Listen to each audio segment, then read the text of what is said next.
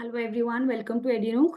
सो Ohm's law के VI graph questions and IV graph questions board exams में बहुत पूछे जाते हैं। So let us understand the concept behind them. ये है वीआई ग्राफ। वीआई ग्राफ में हमें एक बात हमेशा ध्यान रखनी है कि जो वाई एक्सिस होगा, जो पहले लिखा है, उस पे हमें वी लेना है और एक्स एक्सिस पे हमेशा हमें आई लेना है। Ohm's law says that V is equal to I R. तो ये हमें पता है कि ओम्स लॉ बोलता है V is equal to I R. तो जो वीआई ग्राफ होगा, वो जो स्लोप देगा, वो हमेशा हमारा रेजिस्टेंस होगा। तो यहाँ पे ये ग्रीन लाइन जो है, ये स्लोप डिटरमाइन कर रही है और ये स्लोप हम फाइंड आउट कर सकते हैं यूजिंग टैन थीटा। तो कभी भी हमें जब स्लोप निकालना होगा वीआई ग्राफ का, तो वो स्लोप होगा हमारा टैन थीटा। और जैसे कि आप ऑलरेडी ट्रिग्नोमेट्री में पढ़ चुके हो, that tan theta is p upon b, that is perpendicular upon base। तो अगर हम यहाँ पे एक परपेंडिकुलर ड्रॉ करते हैं इस तरीके से, तो यहाँ पे आप देख सकते हो कि जो हमारा परपेंडिकुलर है दैट इज v, एंड जो हमारा बेस है दैट इज I। तो v by I is equal to R, ये चीज हम यहाँ फॉर्मूला से डिराइव कर सकते हैं। तो अब ये बात आप हमेशा याद रख सकते हो that slope of V I graph is always equal to slope of V I graph is always equal to resistance. तो वी आई ग्राफ हमेशा हमें क्या देगा? रेजिस्टेंस देगा किसी भी मटेरियल की, किसी भी कंडक्टर की। अब इसी का ऑपोजिट होता है हमारा आईवी ग्राफ। अब आईवी ग्राफ में भी हमें क्या करना है कि यहाँ पे ऑपोजिट हो गया, यहाँ पे हमें वाई एक्सिस पे करंट लेना है और एक्स एक्सिस पे वोल्टेज लेनी है। यहाँ पे भी जो ये ग्रीन लाइन है, ये हमारा स्लोप बता रही है, जिसे हम टैन थीटा से निकाल सकते हैं।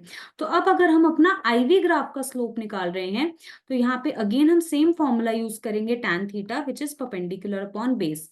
तो अब अगर आप यहाँ पे परपेंडिकुलर ड्रॉ करोगे, तो यहाँ पे बिल्कुल उल्टी सिचुएशन हो जाएगी। ये परपेंडिकुलर हमारा क्या हो गया है?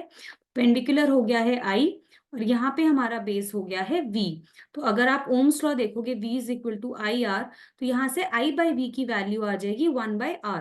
तो इससे हमें क्या याद रखना है? बिल्कुल ऑपोजिट, कि आईवी ग्राफ हमें क्या दे रहा है? आईवी ग्राफ हमें 1/r दे रहा है, यानी हमें इनवर्स ऑफ रेजिस्टेंस दे रहा है, रेजिस्टेंस का ऑपोजिट दे रहा है, जिसको आप कंडक्टिविटी भी कह सकते हो। तो दो चीजें हमें याद रखनी है कि VI graph gives resistance and IV graph gives inverse of resistance। So let us see some question। ये दोनों ही क्वेश्चन, दो क्वेश्चंस हम करेंगे इस वीडियो में, और ये दोनों ही क्वेश्चंस बोर्ड एग्जाम्स में पहले आ चुके हैं। So VI graph here is given for two conductors B and A of same length, same diameter। Condition same है, सेम लेंथ है, सेम डायमीटर है।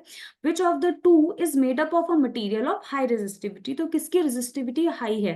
तो सबसे पहले हमें एक्सिस देखनी है, और हमें पता लगता है कि ये VI ग्राफ है। और हमने अभी अभी देखा कि VI ग्राफ का जो स्लोप होता है दैट इज ऑलवेज रेजिस्टेंस।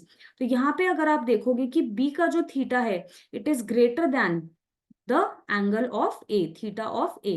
तो यहाँ पे हमारा theta B is greater than theta A, या फिर हम कह सकते हैं कि बी का स्लोप ज्यादा है ए से।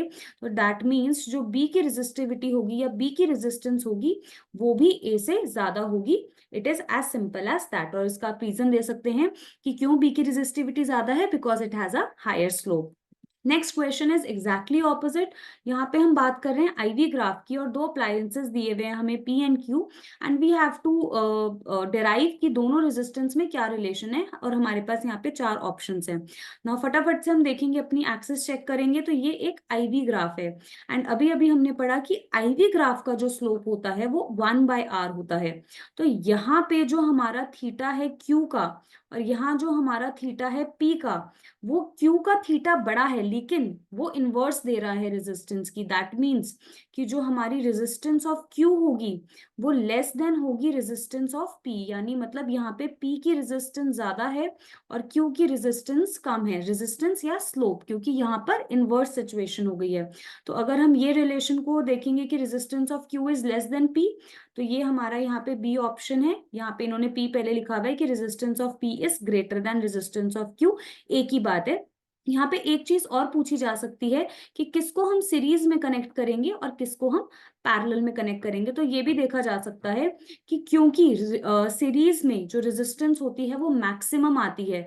तो अभी आपने देखा कि P में रेजिस्टेंस ज्यादा है, तो हम P अप्लायंस को सीरीज में कनेक्ट करेंगे। और अभी हमने देखा कि Q में रेजिस्टेंस कम है और पैरेलल में हमारी इफेक्टिव रेजिस्टेंस कम हो जाती है, तो Q को हम पैरेलल में कनेक्ट करेंगे। ये क्वेश्चन में पूछा नहीं था, बट हाँ ऐसा भी आपसे पूछा जा सकता है कि दोनों रेजिस्टर्स में से किसको सीरीज में कनेक्ट करोगे एंड किसको पैरेलल में।